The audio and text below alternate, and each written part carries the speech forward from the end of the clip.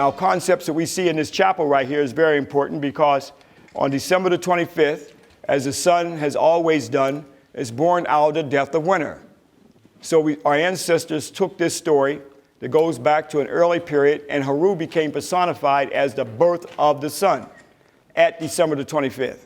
He became personified as the sun. So symbolically, it showed that Aset gave her holy birth on December the 25th.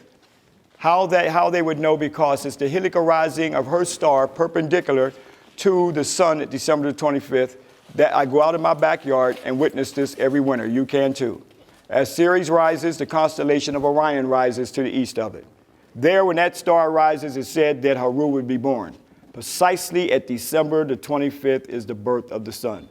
Then we see during the time of the spring solstice, that's the resurrection of the sun. Now the question is, why is it the spring solstice doesn't have the same date as the winter solstice? We know that Christmas is always December the 25th. But nobody can ever tell you when the date of Easter is. Sometimes it's in March, sometimes it's in April.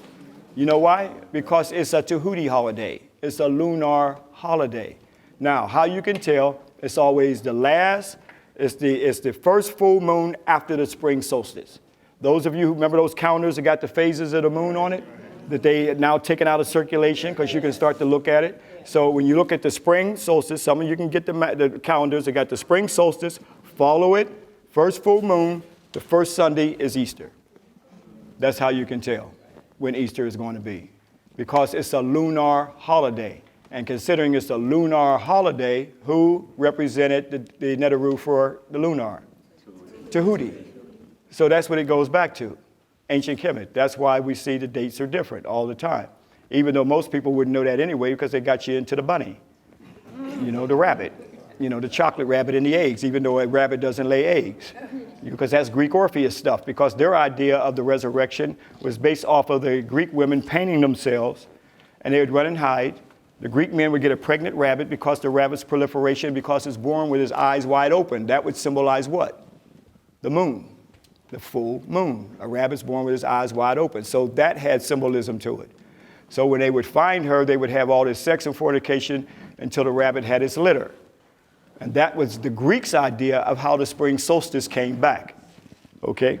So that's why there's no difference between the Playboy bunny and the Easter bunny. They both represent sex. And then, of course, if you don't get enough sex, you start to eat chocolate. Yeah, that's why you got a chocolate rabbit and a big chocolate rabbit. The bigger the chocolate rabbit, the more sex you need. That's what it goes back to. So this is all symbolism. So when you start to paint that egg, it's the Greek females who painted themselves. So tell your children the truth. They're going on the Easter egg hunt because that's what it came out of. Now, yes, an Easter egg hunt. When they do that thing in the White House, they're going on an Easter egg hunt instead of Easter egg hunt. Now, right here, see Heteru up there, her zoop type?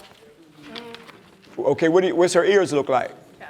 A cow. So here we see, so this is a zoomorphic, anthropomorphic animal and human figure here representing the cow, because the cow, the great Mother Earth, as well as the surrogate mother for Haru.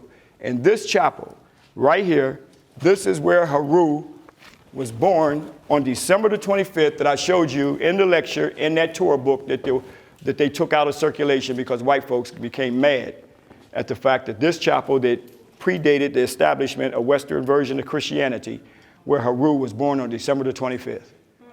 So again, that's what makes these the books in stone, brothers and sisters. Our ancestors built for eternity.